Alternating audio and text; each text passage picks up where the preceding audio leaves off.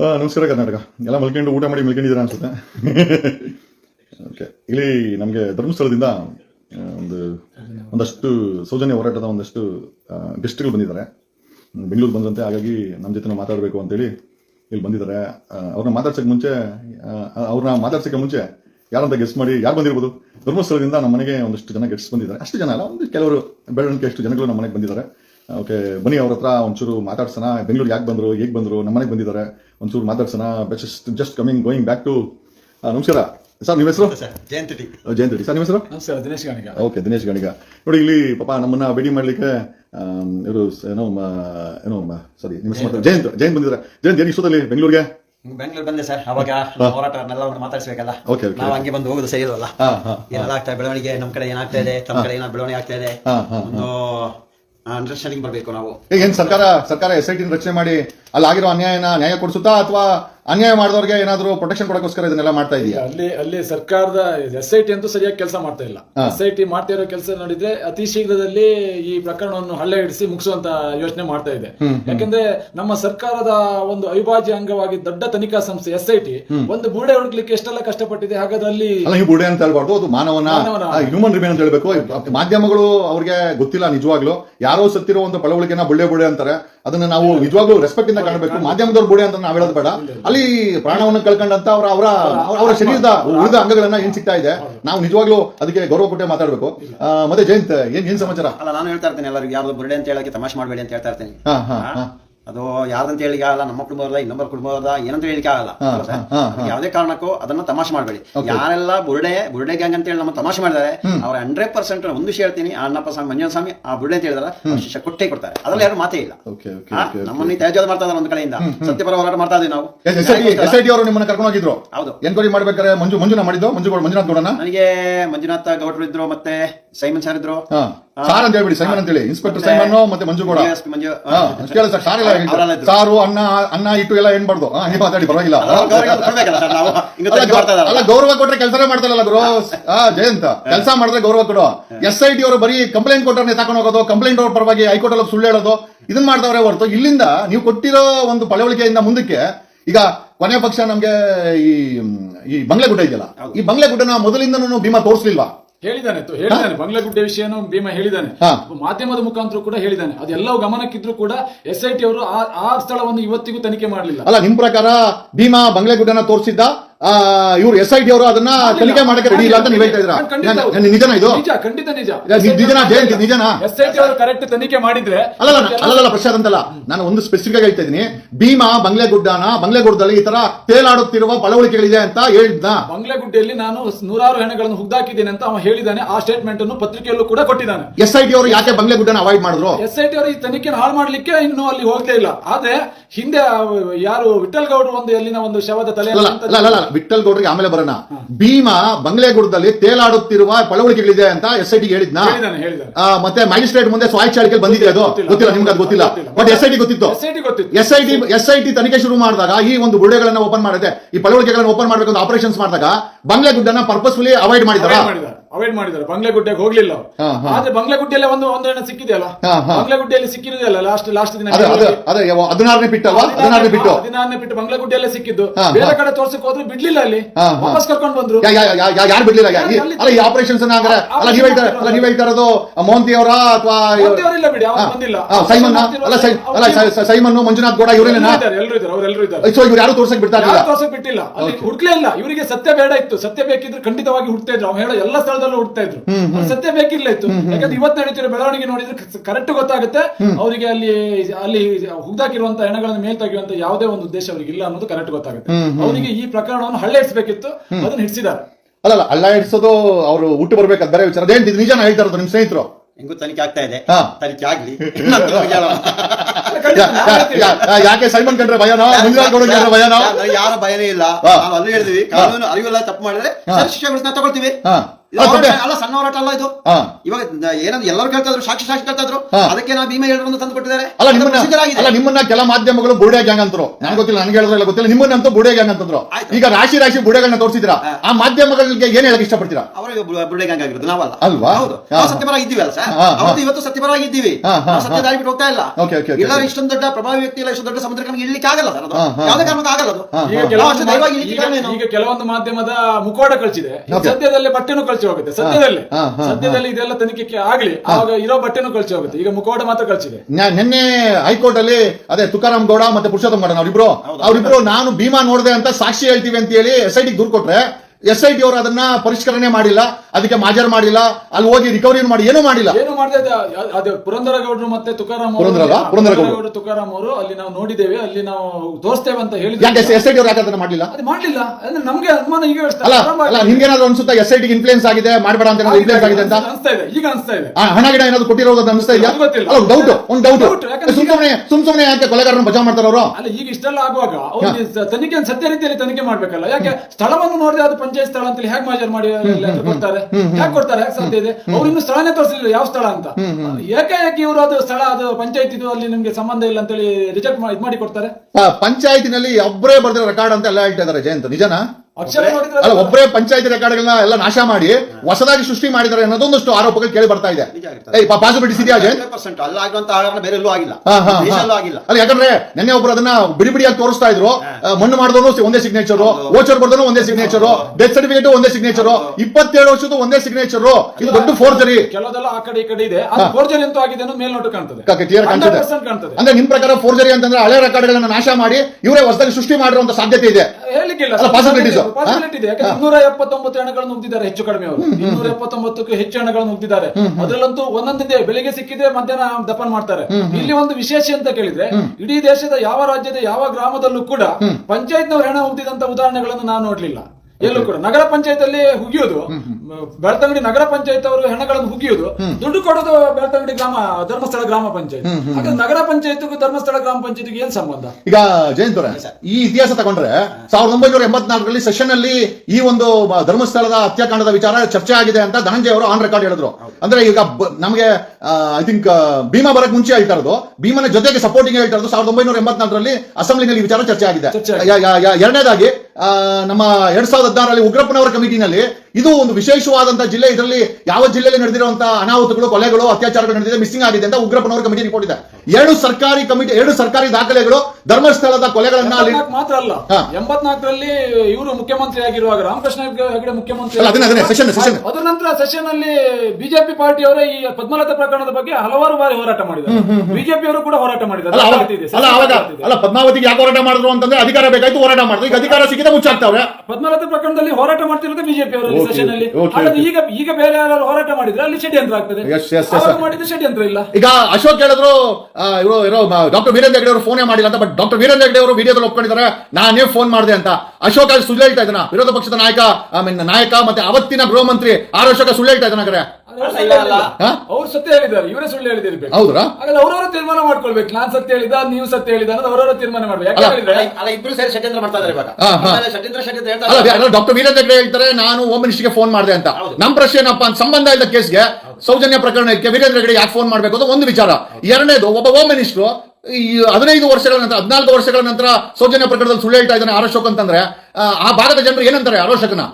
ಇವಾಗ ಹೇಳ್ತಾ ಇದಾರಲ್ಲ ಸರ್, ನಾವು ಸ್ಪೆಷಲ್ ಆಗಿ ಹೇಳ್ಬೇಕಲ್ಲ, ಸರಿ ಇವಾಗ ನಮಗೆಲ್ಲ ಹಾಕಿದಾರಲ್ಲ ಟೊಪ್ಪಿ, ಡೊಂಬರಾಟ ಮಾಡ್ತಾ ಇದಾರಲ್ಲ, ಇವಾಗ ಬರ್ಲಿ, ಇವತ್ತು ಬಂಗ್ಲೆಗುಡ್ಡಕ್ಕೆ ಹೋಗ್ಲಿ, ಅವಾಗ ನಮ್ಮ ಡೊಂಬರಾಟ ಮಾಡಿದಿವಲ್ಲ. ಈಗ ಬಂಗ್ಲೆಗುಡ್ಡ ಜೊತೆನಲ್ಲಿ ಬಾಹುಬಲಿ ಬೆಟ್ಟದಲ್ಲೂ 106 ಪಳವಳಿಕೆಗಳಿದೆ, ಅನ್ಚೆಕ್ಡ್. ಇದುವರೆಗೂ SIT ಅಲ್ಲಿ ಹೋಗಕ್ಕೆ ತಲೆ ಕೆಡ್ಸ್ಕೊಂಡಿಲ್ಲ ಅಂತ ಇದ್ದಾರೆ. ಈಗ ಬಾಹುಬಲಿ ಬೆಟ್ಟದಲ್ಲಿ SIT ಹೋಗೋಕೆ ಭಯನ? ಅಲ್ಲ, ಅವನು ಹೇಳಿದಾನಲ್ಲ, ಚಿನ್ನಯ್ಯನವನು ಬಾಹುಬಲಿ ಬೆಟ್ಟದಲ್ಲಿ ಹೆಚ್ಚಿನ ಶವ ಹೋಗ್ತಿದ್ದೇನೆ, ಮತ್ತೆ ಬಂಗ್ಲೆಗುಡ್ಡೆಯಲ್ಲಿ ಹೆಚ್ಚಿನ ಶವ ಹೋಗ್ತಿದ್ದೇನೆ ಅಂತ ಹೇಳಿದಾನೆ. ಅದು ಬಂಗ್ಲೆಗುಡ್ಡೆಯಲ್ಲಿ ಸಿಗ್ತಾ ಇದೆ, ಅದು ಪೂರಕವಾಗಿ ಸಿಗ್ತಾ ಇದೆ. ಬಾಹುಬಲಿ ಬೆಟ್ಟಕ್ಕೆ ಇದುವರೆಗೂ SIT ಅವರು ಕಾಲಿಕ್ಕಿಲ್ಲ. ಏನ್ ಭಯನ ಅವ್ರಿಗೆ? ಅಲ್ಲ, ಮಾತಿದ್ದಾರೆ, ಮಹೇಶ್ ಮನೆಗೆ ನುಗ್ತಾರೆ, ನಿಮ್ಮನೆ ನುಗ್ತಾರೆ, ಜಯಂತ್ ಮನೆ ನುಗ್ತಾರೆ. ಬಾಹುಬಲಿ ಬೆಟ್ಟಕ್ಕೆ SIT ಹೋಗಕ್ಕೆ ಭಯನ? ಬಾಹುಬಲಿ ಬಾಹುಬಲಿ ಬೆಟ್ಟಕ್ಕೆ ನಿಂತ್ರೆ ಬೇರೆ ರೀತಿ ಏನೋ ಆಗ್ತದೇನೋ ಅವ್ರಿಗೆ, ಅದಕ್ಕಾಗಿ ಹೋಗ್ತಾ ಇಲ್ಲ ಅವ್ರು. ಏನ್ ಆ ಹೆದರಿಕೆ ಇರ್ಬೋದು. ಅಲ್ಲ ಏನ ಬ್ರೀಫ್ ಕೇಸ್ ಸಿಕ್ಕಿದ್ಯಾ ಹೋಗ್ದಿರೋಕೆ? ಅಲ್ಲ this is what people are asking. ಜನ ಕೇಳ್ತಾರೆ, ಇದು ನಿಮ್ಮ ಚರ್ಚೆ ಅಲ್ಲ, ಇದು ಖಂಡಿತ. ಕರ್ನಾಟಕದ 6 ಕೋಟಿ ಜನ ಚರ್ಚೆ ಮಾಡ್ತಾ ಇದ್ದಾರೆ ಧರ್ಮಸ್ಥಳದ ವಿಚಾರ.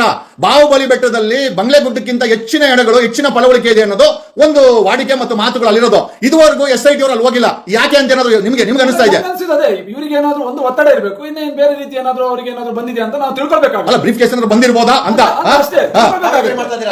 ಆಮೇಲೆ ನಿನ್ನೆ ಯಾರೋ ಹೇಳ್ತಾ ಇದ್ರು, ಅಲ್ಲೆಲ್ಲೋ ಯಾವ್ದೋ ಬೆಳವಾಡನೆ ಯಾವ್ದು ಹೆಸರು ಮಾಡ್ತೋಗ್ಬಿಟ್ಟೆ, ಅವು ಉಜಿರೆ ಅಲ್ಲ, ಬೆಳ್ತಂಗಡಿ ಅವರು ಯಾರೋ ಒಬ್ರು SIT ಇರೋರಿಗೆ ಯಾರೋ ಒಬ್ರು ಅಡ್ವಾನ್ಸ್ ಮಾಡಿದ್ದಾರೆ ಅಂತ ಕೂಡ ಒಂದಷ್ಟು ಮಾಹಿತಿ ಬಂದಿದೆ. ಅದನ್ನು ಕೂಡ ನಾವು ಎಕ್ಸ್ಪೋಸ್ ಮಾಡಿದ್ವಿ. ಈಗ ಜಯಂತ್ ಅವರೇ, ಯಾಕೆ ಬಾಹುಬಲಿ ಬೆಟ್ಟಕ್ಕೆ SIT ಅವರು ಹೋಗ್ದಿರಕ್ಕೆ ಕಾರಣ ಏನು? ಈಗ ನೀವು ಮತ್ತೆ ವಿಠಲ್ ಗೌಡ್ರು ಬಂಗ್ಲೆಗುಡ್ಡನ ಎಕ್ಸ್ಪೋಸ್ ಮಾಡಿದ್ವಿ, 7 ಪಳವಳಿಕೆ ಸಿಕ್ಕಿದೆ. ಯಾಕಂದ್ರೆ ನಿಮ್ಮನ್ನ ಯಾರು ನಾವು ಬುಳ್ಳೆ ಅಂತ ಹೇಳಕ್ ಆಗಲ್ಲ. ಈಗ ಬುಳ್ಳೆ ಅಂತ ಹೇಳಿದ್ರು ಬುಳ್ಳೆ. ಬಾಹುಬಲಿ ಬೆಟ್ಟಕ್ಕೆ SIT ಅವರು ಯಾಕೆ ಹೋಗ್ತಾ ಇಲ್ಲ? SIT ಅವರು ತನಿಖೆ ಮಾಡ್ಲೇಬೇಕು. ಅಲ್ಲ ತನಿಖೆ ಮಾಡ್ಬೇಕು. ಇದುವರೆಗೂ SIT ಅವ್ರು ಕಾಲಿಟ್ಟಿಲ್ಲ. ಏನು ಜುಗುಪ್ಸೆನ ಅವ್ರಿಗೆ? SIT ಅವರಿಗೆ ಒಂದ್ ಅನ್ಸಿರ್ಬೋದು, ಇದೆಲ್ಲ ಹೀಗೆ ಮೇಲ್ನೋಟಕ್ಕೆ ಹಾರಿಸಿ ಇದನ್ನೆಲ್ಲ ಅಲ್ಲಿ ಮುಗಿಸಿ ಬಿಡೋಣ ಅಂತ. ಅದಂತೂ ಖಂಡಿತ ಸಾಧ್ಯ ಇಲ್ಲ. ನಂಗೆ ಯಾಕಂದ್ರೆ ನಮ್ಮ ಹೋರಾಟ ಹಿಂದೆ ಸ್ವಲ್ಪ ಸಣ್ಣಗತಿಯಲ್ಲಿ ನಡೆದಿತ್ತು. ಈಗ ನಮ್ಗೆ ಒಂದು ಖುಷಿ ಅಂದ್ರೆ ಜಗದೀಶ್ ಅಂತ ಒಂದು ದೊಡ್ಡ ಹುಲಿ ನಮ್ ಜೊತೆಗಿದೆ. ಫಿಕ್ಸ್ ಮಾಡ್ತಾ ಇದ್ರ ಲೈವ್ ಅಲ್ಲಿ ಹೋರಾಟ ಕೇಳಿದ್ರು. ನಾವೆಲ್ಲೂ ಕೂಡ ಯಾರ ಬಗ್ಗೆ ವಿರೋಧ ಮಾತಾಡ್ಲಿಲ್ಲ. ನಮ್ಗೆ ಹೋರಾಟಕ್ಕೆ ಹಲವಾರು ಅಡ್ವೊಕೇಟ್ ಗಳು ಸಿಕ್ಕಿದ್ದಾರೆ, ನೀವು ಕೂಡ ಸಿಕ್ಕಿದ್ದೀರಿ. ಹಾಗಾಗಿ ಈಗ ನಮ್ಗೆ ಧೈರ್ಯ ಇದೆ, ನಾವು ಹೆದರ್ಕೊಳ್ಳುವಂತ ಪ್ರಶ್ನೆ ಅಲ್ಲ. ನಿಮಗೆ ಕಾನೂನು ಗೊತ್ತಿದೆ. ಒಂದು ಕಡೆ ಒಂದು ಎಕ್ಸ್ಪೋಸ್ಡ್ ಎವಿಡೆನ್ಸ್ ವೇಟ್ ಮಾಡ್ತಾ ಇದೆ ಬಾಹುಬಲಿ ಬೆಟ್ಟದಲ್ಲಿ. ಬಾಹುಬಲಿ ಬೆಟ್ಟಕ್ಕೆ SIT ಅವರು ಹೋಗಲ್ಲ, ಬಂಗ್ಲೆಗುಡ್ಡಕ್ಕೂ ಹೋಗಲ್ಲ. ಮೊನ್ನೆ ವಿಠಲ್ ಗೌಡ ಹೋಗಿದ್ದಕ್ಕೆ ಬಂಗ್ಲೆಗುಡ್ಡ ತಗಲಾಕೊಂಡವ್ರೆ. ಅದು ನೋಡಿ, ಬಂಗ್ಲೆಗುಡ್ಡದಲ್ಲೂ ಕೂಡ ಅದನ್ನು ತೋರಿಸಿರುವಂತದ್ದು ವಿಠಲ್ ಗೌಡರು. ಆದ್ರೆ ಅವರನ್ನು ಕರ್ಕೊಂಡು ಹೋಗದೆ ಹಾಜರು ಮಾಡ್ತಾ ಇದ್ದಾರೆ. ಅಲ್ಲ ಇವತ್ತು ಅಲ್ಲ ನಿನ್ನೆ 7 ಸಿಕ್ಕಿದ್ರು. ಇವತ್ತು ಸಿಕ್ಕಿದೆ ಅಂತ ಹೇಳ್ತಾರೆ. ಇವತ್ತು ವಿಠಲ್ ಗೌಡನ್ ಕರ್ಕೊಂಡು ಹೋದ್ರೆ ಅಲ್ಲಿ ಸಿಕ್ಕಿರೋನೆಲ್ಲ ವಿಠಲ್ ಗೌಡ ಈಚೆಗೆ ಬಂದು ಯೂಟ್ಯೂಬ್ ಅಲ್ಲಿ ಹೇಳ್ತಾನೆ.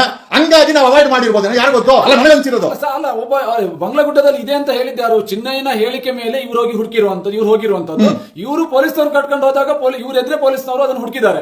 2 ಬಾರಿಯೂ ಕೂಡ ಪೊಲೀಸ್ನವರು ಏನು ವಿಠಲ್ ಗೌಡ್ರ ಎದುರು ಅದೆಲ್ಲ ಹುಡುಕಿರುವಂತದ್ದು, ಸಿಕ್ಕಿರುವಂತದ್ದು. ಹಾಗಾದ್ರೆ ವಿಠಲ್ ಗೌಡ್ರನ್ನ ಯಾಕೆ ಬಿಟ್ಟು ಹೋದ್ರಿ? ನಮ್ಮ ಪ್ರಶ್ನೆ ಅಷ್ಟೇ. ಅಲ್ಲ ಇವತ್ತು ಇವ್ರ ಹೇಳದಾಗೆ ಮಾಜರ್ಗೆ ವಿಠಲ್ ಗೌಡ್ ಹೋಗಲ್ಲ, ಅಲ್ಲಿ ಸಿಕ್ಕಿರೋ ಪಳವಳಿಕೆಗಳನ್ನ ಈಚೆ ಕಡೆಗೆ ಬಂದು ಮಾಧ್ಯಮಕ್ಕೆ ಹೇಳ್ತಾ ಇದ್ದ. ಹಂಗಾಗಿ ವಿಠಲ್ ಗೌಡನ್ ಬಿಟ್ಬಿಟ್ಟು ಹೋಗೋ ಅವರೇ ಏನೋ ಮಾಜರ್ ಮಾಡ್ಕೊಂಡಿರ್ಬೋದಾ, ಅಥವಾ ಏನಾದ್ರು ತಪ್ಪು ಅವ್ರು ಬೇಕಾದನ್ನ ಬರ್ಕೊಂಡಿರ್ಬೋದಾ? ಇವತ್ತು ಹಾಗೆ ಆಗ್ತಾ ಇದೆ, ಹಾಗೆ ಅನ್ಸ್ತದೆ ನಮ್ಗೆ. ಈಗ ಆಗ್ತಿರೋ ಬೆಳವಣಿಗೆ ನೋಡಿದ್ರೆ ಇವ್ರು ಏನ್ ಬೇಕಾದ್ರೂ ಮಾಡ್ಬೋದು, SIT ಏನ್ ಬೇಕಾದ್ರೂ ಮಾಡ್ಬೋದು. ಯಾಕಂದ್ರೆ ವಿಠಲ್ ಗೌಡ್ರನ್ನ ಕರ್ಕೊಂಡು ಹೋಗಿಲ್ಲ, ಅಲ್ಲಿ ತನಿಖೆ ಅಲ್ಲ ವಿಠಲ್ ಗೌಡ್ರನ್ನ ಕರ್ಕೊಂಡು ಹೋಗಲ್ಲ, ಭೀಮನ್ನ ಬಂಧನ ಮಾಡಾರೆ, ಮಹೇಶ್ ತಿಮ್ರೋಡಿ ಅವರನ್ನ ಸುಳ್ ಕೇಸ್ ಹಾಕಿ ಊರ್ ಬಿಟ್ಟು ಓಡಿಸ್ತಾ ಇದಾರೆ, ನಿಮ್ಗಳಿಗೆ ಗಾಬರಿ ಇಡಿಸ್ತಾ ಇದಾರೆ, ಮಾಧ್ಯಮಗಳನ್ನ ಹಿಡ್ಕೊಂಡು ದಿಕ್ತಪ್ಪಿಸ್ತಾ ಇದಾರೆ. ನಿಮ್ಗೆ ಕಾಂಗ್ರೆಸ್ ಸರ್ಕಾರ ನೆಟ್ಟ ಕೆಲಸ ಮಾಡ್ತಾ ಇದೆಯಾ, ಮಾಡ್ತಾ ಇಲ್ವಾ? ನಾವು ಅದ್ರ ಬಗ್ಗೆ ಏನು ಮಾತಾಡಕ್ ಹೋಗಲ್ಲ. ಇನ್ಮೇಲೆ ಏನು ಫರಕ್ ಬಿಡಿ, ನಾನು ಹೇಳ್ತೀನಿ.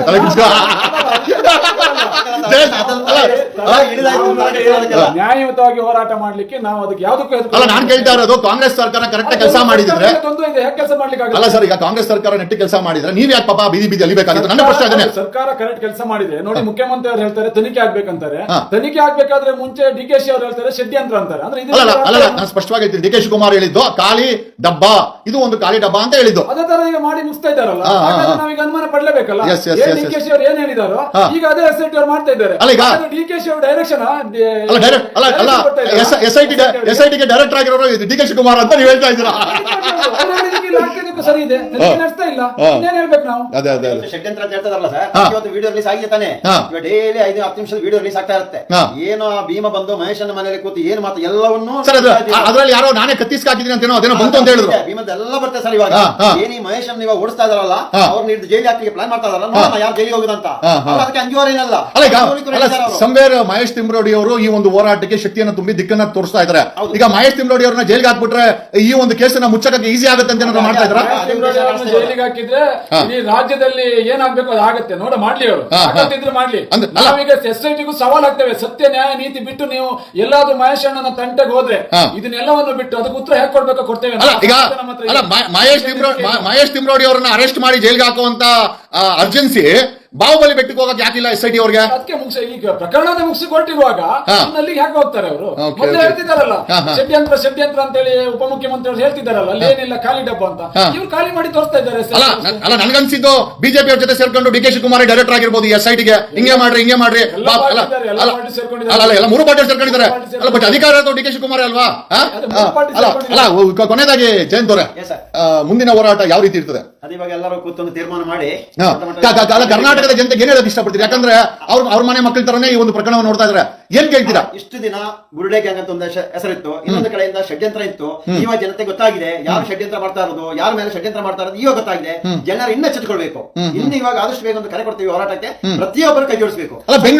ಬೆಂಗಳೂರಲ್ಲಿ ದೊಡ್ಡ ಮಟ್ಟದ ಒಂದು ಹೋರಾಟವನ್ನ ಯಾಕೆ ಕರ್ನಾಟಕದ ಜನರು ಮಾಡ್ಕೊಂಡು ಮಾಡಬಾರ್ದು? ಮಾಡೋದ್ರ ಬಗ್ಗೆ ಇಡೀ ರಾಜ್ಯಾದ್ಯಂತ ಜನ ಬೆಂಗಳೂರಲ್ಲಿ ಸೇರಿ ಒಂದು ದೊಡ್ಡ ಮಟ್ಟದ ಹೋರಾಟ ಮಾಡ್ಲಿಕ್ಕೆ ಚರ್ಚೆ ಆಗ್ತಿದೆ. ಅದೇ ಸದ್ಯದಲ್ಲಿ ಮಹೇಶಣ್ಣ ಅದನ್ನ ಡೇಟ್ ಫಿಕ್ಸ್ ಮಾಡ್ತಾರೆ. ಎಲ್ಲ ಸೇರಿ ಒಂದು ಕೂತ್ಕೊಂಡು ಹೋರಾಟ ಮಾಡೋದ್ರ ಬಗ್ಗೆ ಡೇಟ್ ಫಿಕ್ಸ್ ಮಾಡ್ತಾರೆ. ಎಲ್ಲ ಜನತೆ ನಾವು ಕೇಳೋದಿಷ್ಟೇ, ರಾಜ್ಯದ ಜನತೆಯಲ್ಲಿ ಕೈ ಮುಗಿದು ಕೇಳ್ಕೊಳ್ಳೋದಿಷ್ಟೇ, ನ್ಯಾಯಪರವಾಗಿ ಹೋರಾಟಕ್ಕೆ ಬನ್ನಿ. ಬರ್ತಾರೆ ಜನ ರೆಡಿ ಇದ್ದಾರೆ. ಖಂಡಿತವಾಗಿ ಅವ್ರ ಹತ್ರ ಕೇಳ್ಕೊಳ್ಳೋದಿಷ್ಟೇ. ಇದು ಷಡ್ಯಂತ್ರ ಯಾರು ಮಾಡ್ತಿದ್ರು ನಿಮ್ಗೆ ಅರ್ಥ ಆಗಿದೆ. ಮತ್ತು ಈ ನೋವನ್ನು ತಡ್ಕೊಳ್ಳಿಕ್ಕೆ ಆಗುದಿಲ್ಲ. ಇದಕ್ಕೊಂದು ಇತ್ತೀಚೆಗೆ ಕೊಡ್ಲೇಬೇಕು. ಹಾಗಾಗಿ ಒಂದು ಕರೆ ಕೊಟ್ಟಾಗ ಇಡೀ ರಾಜ್ಯದ ಜನ ಒಂದು ಬೆಂಗಳೂರಿನಲ್ಲಿ ಒಟ್ಟಾಗುವಂತ ನಾವು ಕೇಳ್ಕೊಳ್ತೇವೆ.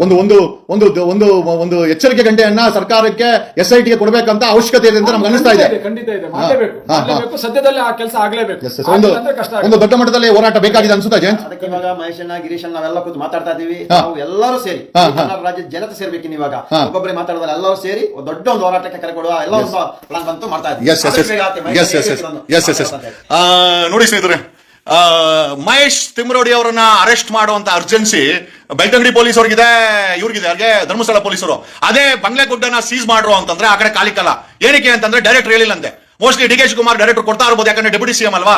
ನೆನ್ನೆನೂ ಅಷ್ಟೇ ಹೈಕೋರ್ಟ್ ಅಲ್ಲಿ ಸುಳ್ಳು ಮಾಹಿತಿಯನ್ನ ಕೋರ್ಟ್ ಕೊಡ್ತಾ ಇದೆ, ಸ್ವತಃ ಕೋರ್ಟ್ ಕೊಡ್ತಾ ಇದೆ ಅಂತಂದ್ರೆ ಪಾಪ ನೋಡಿ, ಯಾರ ಮನೆಯ ಮಕ್ಕಳಾಗ್ಲಿ, ಯಾರ ಮನೆಯ ವ್ಯಕ್ತಿಗಳಾಗಿರ್ಲಿ, ರಾತ್ರಿ ಹೊತ್ತು ಪಾಪ ಯಾರೋ ಮಾಡಿರೋ ತಪ್ಪಿಗೆ ಇವ್ರುಗಳು ಪಾಪ ಬೀದಿನಲ್ಲಿ ಹೋರಾಟ ಮಾಡ್ಕೊಂಡು, ಎಲ್ಲೋ ಮಲ್ಕೊಂಡು, ಯಾರೋ ಮನೇಲಿ ಕೇಳ್ಕೊಂಡು, ಈ ಅವಶ್ಯಕತೆ ಇದೆ. ಜಯಂತ್ ಆಗಿರ್ಬೋದು, ಇವ್ರ ಗಾಣಿಗಾಗಿರ್ಬೋದು, ಮಹೇಶ್ ಆಗಿರ್ಬೋದು. ಮಹೇಶ್ ಅವ್ರ ಮನೆಗೆ ಹೋಗ್ತಾರೆ. ನಿಮಗ್ ತಾಕತ್ತಿದ್ರೆ SIT ಅವರೇ, ಬಾಹುಬಲಿ ಬೆಟ್ಟದಲ್ಲಿ ಬಂಗ್ಲೆ ಗುಡ್ಡಕ್ಕಿಂತ 100 ಪಟ್ಟು ಹೆಚ್ಚು ಪಳವಳಿಕೆ ಇದೆ. ನಿಮಗ್ ತಾಕತ್ತಿದ್ರೆ ಏನೋ ಬಾಹುಬಲಿ ಬೆಟ್ಟದಲ್ಲಿ ಹೋಗಿ ಸೀಸ್ ಮಾಡಿ, ಮಾಜರ್ ಮಾಡಿ, ಜನರಿಗೆ ಸತ್ಯನ ತಿಳಿಸಿ. ನಿಮ್ ರೀತಿ ಸೀಕ್ರೆಟ್ ಆಗಿ ಆಟ ಆಡಿದ್ರೆ ಅದಕ್ಕೆ ನಮ್ಮ ಮನೆಗೆ ಬಂದ್ರು, ಅದಕ್ಕೋಸ್ಕರ ತೋರಿಸಬೇಕು ಅಂತಾನೆ ಲೈವ್ ಮಾಡಿದ್ವಿ. ಕಾರಣ ಯಾಕೆ ಅಂತಂದ್ರೆ ರಾಜ್ಯದ ಜನತೆ ಜೊತೆ ನಾವು ಪಾರದರ್ಶಕತೆಯನ್ನು ಮೇಂಟೈನ್ ಮಾಡಿದ್ವಿ. ನಾವ್ ಯಾವ್ದು ಸುಳ್ಳನ್ನ ಹೇಳಲ್ಲ.